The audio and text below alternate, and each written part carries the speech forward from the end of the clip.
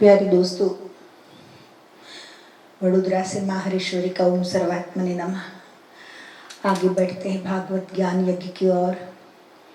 बहुत आनंद की बात है कि मेरे साथ कुछ और लोग भी ये ज्ञान यज्ञ में कुछ आहुतियाँ दे रहे हैं और मीडिया के द्वारा जो देखेंगे वो भी पार्टिसिपेट करेंगे नेचुरली, क्योंकि इसमें आहुति देना मतलब भाव से सुनना और कुछ तो करना नहीं है। तो कहाँ कहाँ से लोग सुनेंगे, उन सबको मेरा धन्यवाद। आगे बढ़ रहे हैं। नारद ने जो अभियान चलाया था, एक आध्यात्मिक अभियान चलाया था, इसमें नारद का काफी हद तक सफल हुए। कछुक काल में हरेश्वरी जागे जग के लोग, भक्ति ज्ञान वैराग्य सह सम्यक सब सहयोग। कछुक काल में हरीश्वरी जागे जग के लोग, जगत के लोग जागने लगे, अवेयर हो गए। कर्तव्य क्या है अपना, धर्म क्या है, सत्य क्या है, ये सब रियल सेंस में समझने लगे। और भक्ति ज्ञान वैराग्य से माता भक्ति भी ज्ञान और वैराग्य के साथ श्री कृष्ण गोविंद हरे मुरारी हे नाथ नारायण वासुदेवा संकीर्तन करती हुई इस सब संग के साथ जब होती है तब सबके आनंद का कोई पार नहीं रहता है। भक्ति ज्ञान और वैराग्य का पहले भी मैंने कहा था कि एक रूपक है।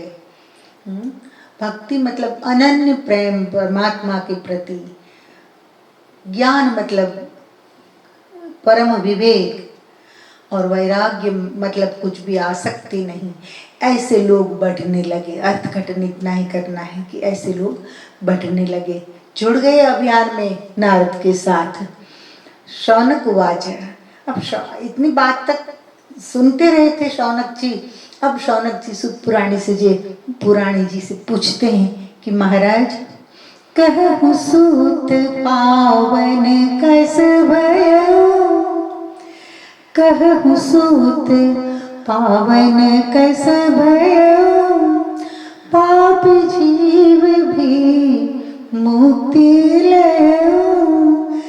कस कह सुत सुनहु शौनक मुनि सा, कथा परम पावन जगदीशा, प्रति जीव मुक्ति को लहत है, भागवत भागीरथी कहत है। कहूँ सूत पावन कस भयो, पापी जीव भी मुक्ति लयो। शौनक मुनि 88,000 ऋषि मुनियों के ओर से, मतलब आध्यात्मिक प्रतिनिधि के रूप में सुत पुराणी जी को प्रश्न करते, मनुष्यता के कल्याण के लिए, मनुष्यता के हित के लिए, आगे के युग में आने वाले लोगों के लिए पूछ रहे हैं कि हे सुत जी, कौन कौन से जीव इस ज्ञान यज्ञ से, भागवत कथा से मुक्त होते हैं? पापी जीव भी मुक्ति लेते हैं। कह सुत सुनो शौनक मुनिषा, हे शौनक मुनि सावधान होकर सुनो। ये जगदीश की परम पावन कथा है, जगत के नाथ की परम पावन लीला है, अद्भुत है।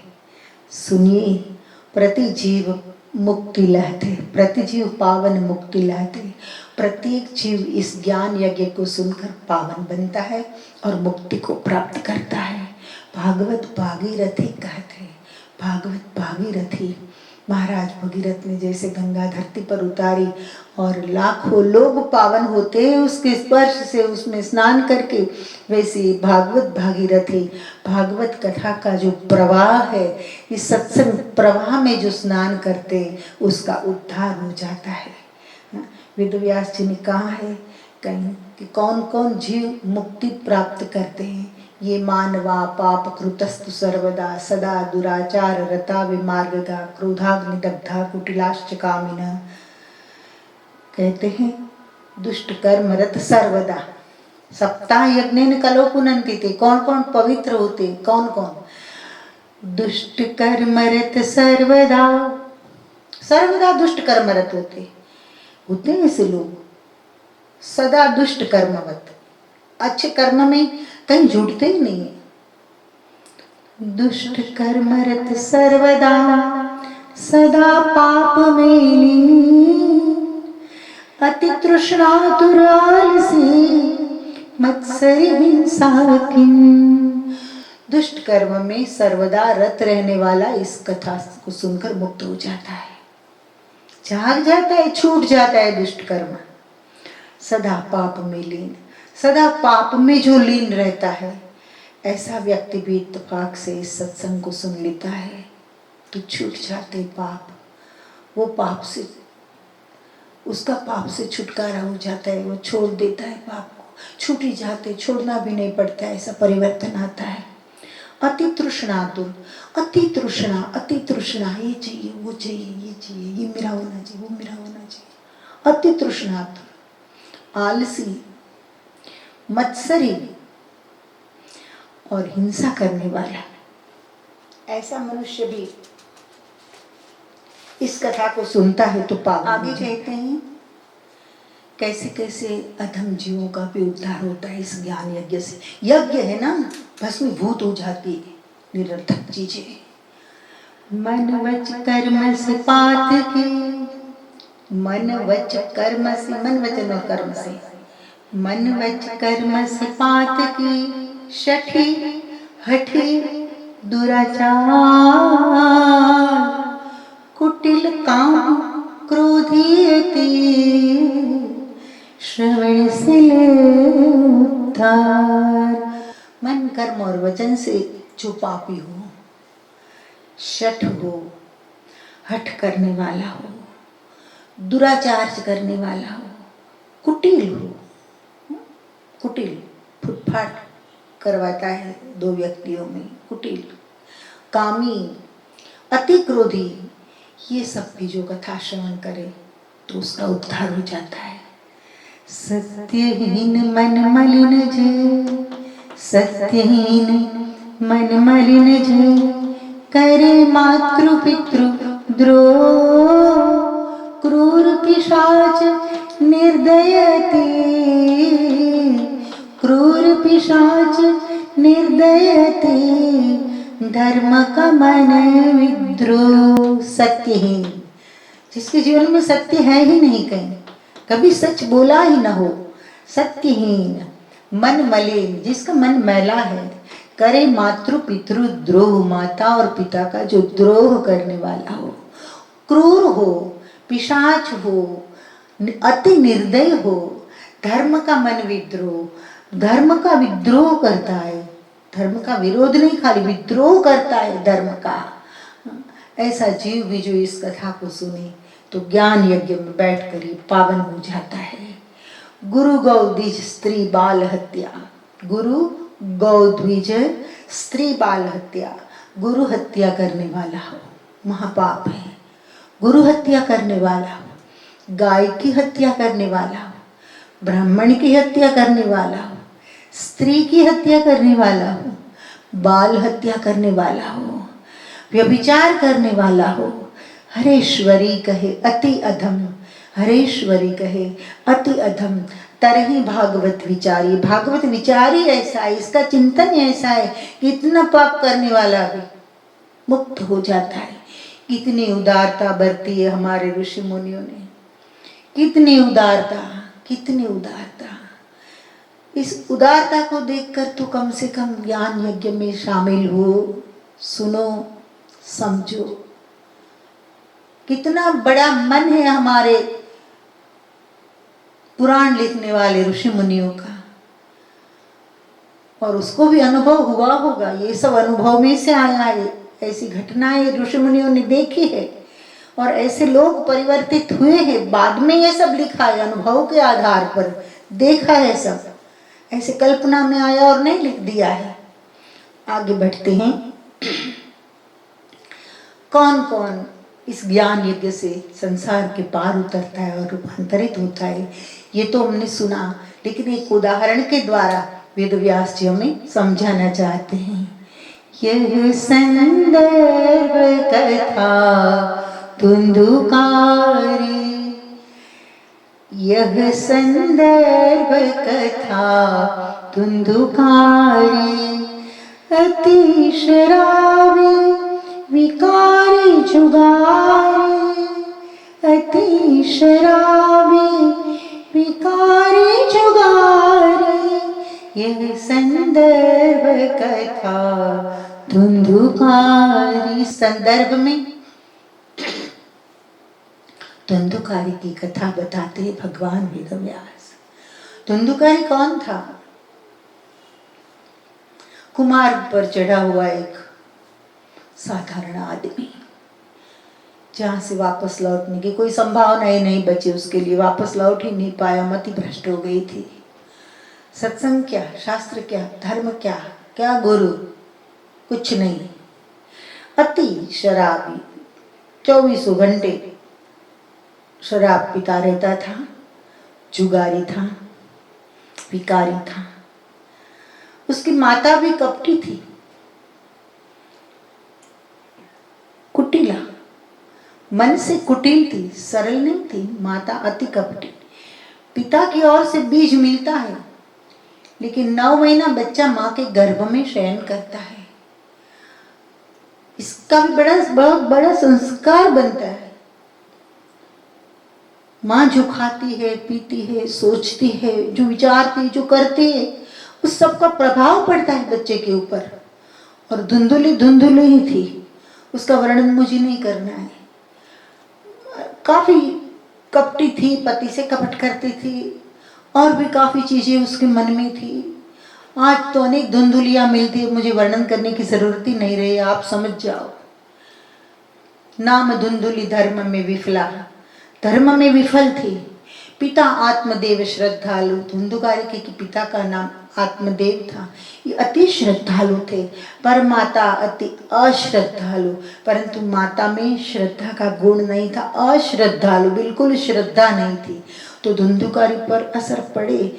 ये स्वाभाविक है, गर्भ में जो 9 महीना तक सोया है। तो अमुक समय के बाद धुंधुकारी का त्रास बहुत बढ़ने लगा। पितु वन में, माँ कूप में गिरा। पिताजी वन में चले गए धुंधुकार से त्रस्त होकर, और माता कुएं में पड़कर जीवन समाप्त कर देती है। परिणाम ऐसा ही आएगा, जैसा जीवन वैसा परिणाम। खैर, वैश्यागण पुनि दुष्ट को मारा।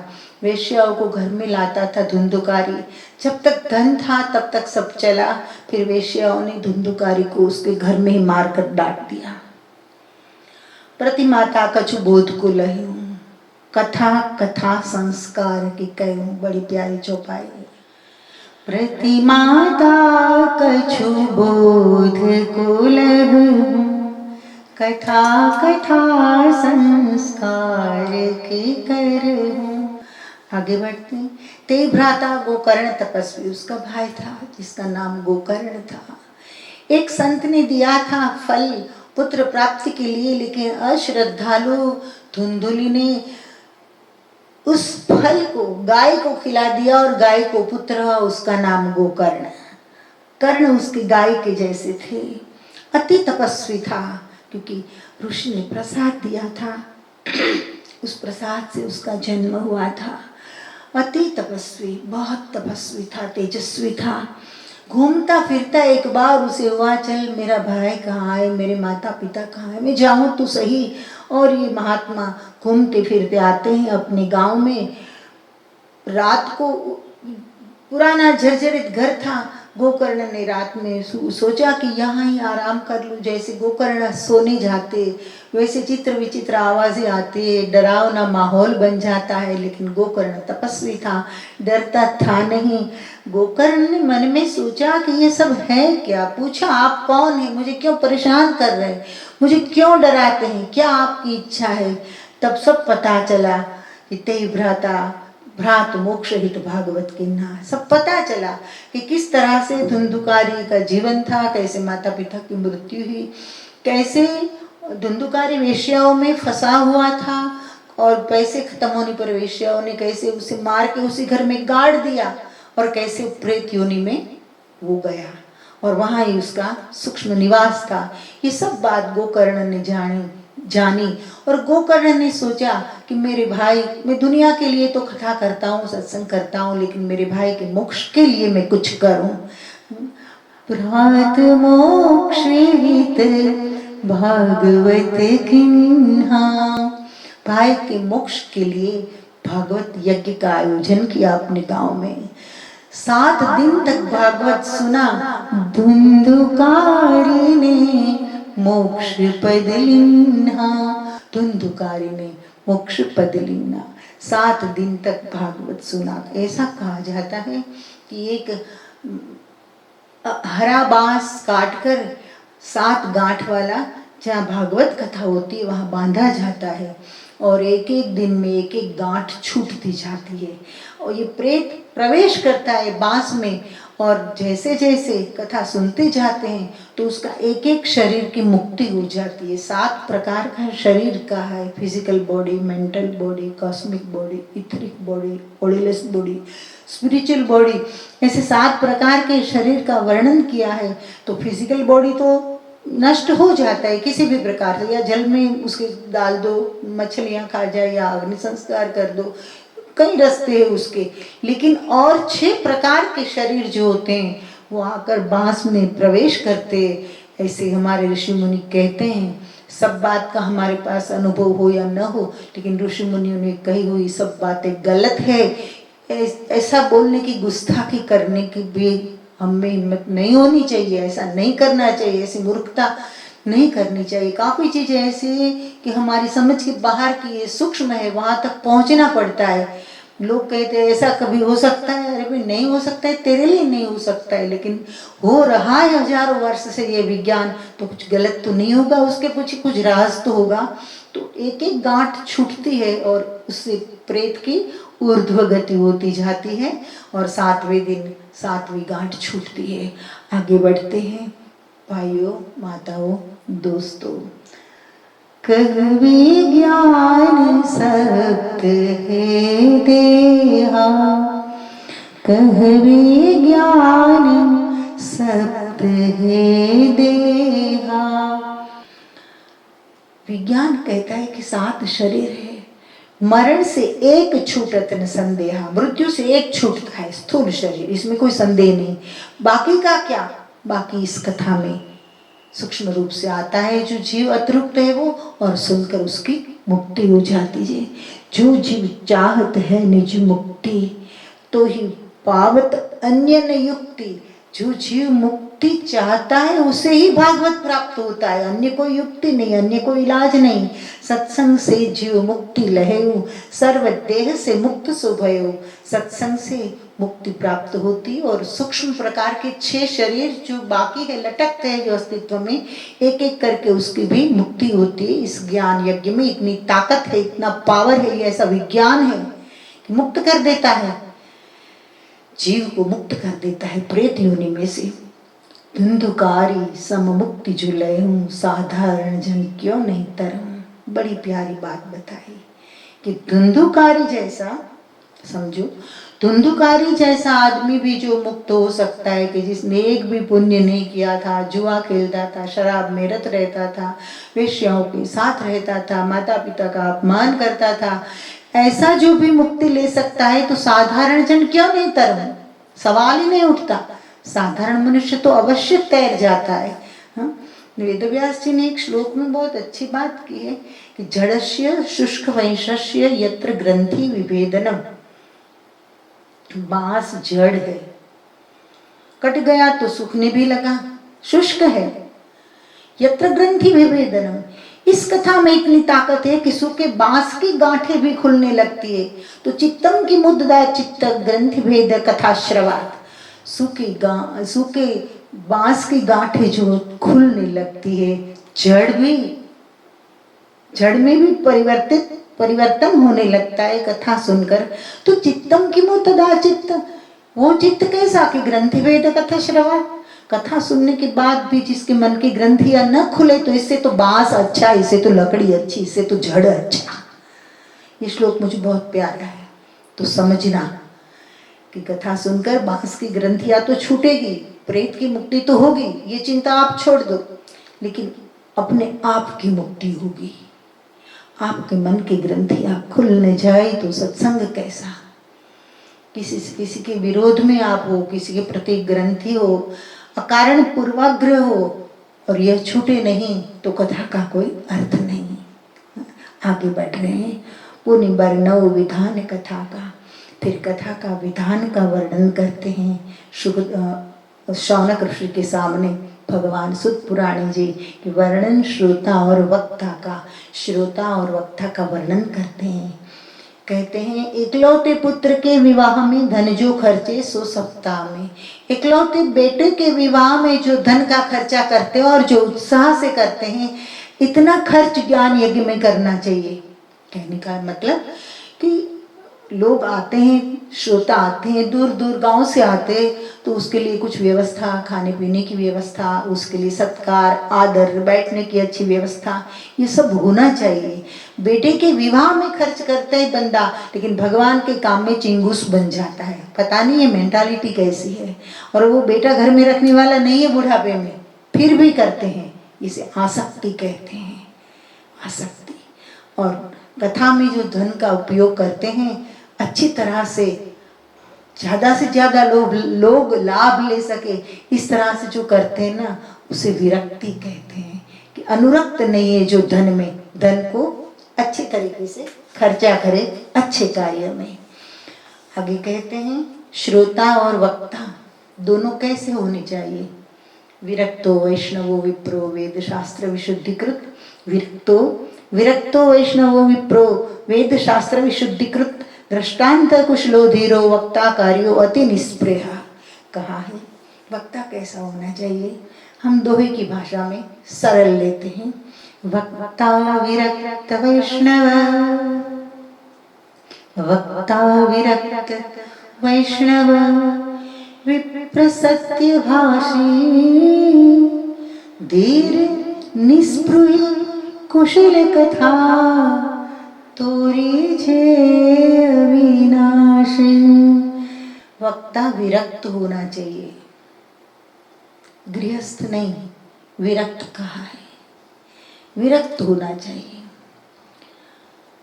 गृहस्थी में तो भी भले चलो, उसका मन विरक्त है तो चले, लेकिन वेदव्यास कहते हैं कि विरक्त होना चाहिए। वैष्णव होना चाहिए। कुछ लोग कहते हैं वैष्णव मतलब चोटी लगाओ, ब्रह्मगांठ बांधो, तिलक करो, जनेऊ डालो, लेकिन नरसिंह मेहता को मैं ज्यादा मानती हूँ। वैष्णव जन तो तेने कहिए जो पीर पराई जाने रे, पर दुख है उपकार करे तो ये मन अभिमान न आने रे। वैष्णव जन तो ये है, वैष्णव जन तो तेने कहिए जो पीर पराई जाने, दूसरों के पीर को जो जाने, दूसरे के दुख को जो जाने, और पर दुख है उपकार करे, दूसरे के दुख पर उपकार करे तो भी मन अभिमान न आने रे, मन में अभिमान न हो। ऐसे तो बहुत भजन लंबा है, काफ़ी चीज़ें इसमें बताई है, सारा विस्तार नहीं करूँगी, बट कहीं ना कहीं आप सुन लेना, पढ़ लेना भजन।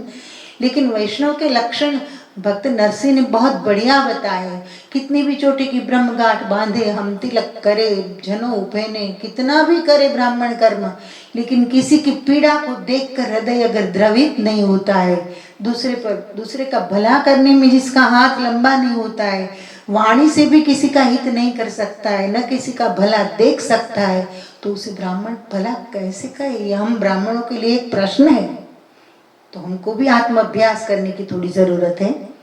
आगे कहते हैं श्रोता कैसा होना चाहिए। स्थिर मति मन हृदय से, स्थिर मति मन हृदय से, अति हृदय से भाव, मौन शांत श्रद्धा सहित, श्रोता मन न कुभाव। वक्ता की पात्रता तो दिखाई, लेकिन श्रोता कैसा होना चाहिए ये भी सुनो आप। पहले हमारी बात करते हैं, बाद में श्रोता की। स्थिर मति बताओ, लाखों की तादाद में आज ऑडियंस होता है, क्लोजअप सीन लेकर उसका देखेंगे तो पता चले कि कितनी चंचलता है इसमें। स्थिर मति, सत्संग में जो बैठा हो उसकी मति स्थिर हो। पास में कौन बैठा है उसका ज्ञान भी नहीं होना चाहिए, पता भी न चले सहज रूप से कि पास में कौन बैठा है। देह का भी अध्यास न रहे, ऐसा श्रोता होना चाहिए। कोई इधर देखता है, कोई उधर देखता है, कोई अंदर बातें करता है, कोई पीछे देखता है कि कितने लोग आए, कितने लोग बैठे। ये तो उस गधा जैसा हुआ कि 150 करोड़ जनता की चिंता नहीं है कि क्यों जेल में डाली, लेकिन एक गधे को क्यों डालना है भाई साथ में, ये प्रश्न है। तो ये बात हुई कि भागवत के 18,000 श्लोक,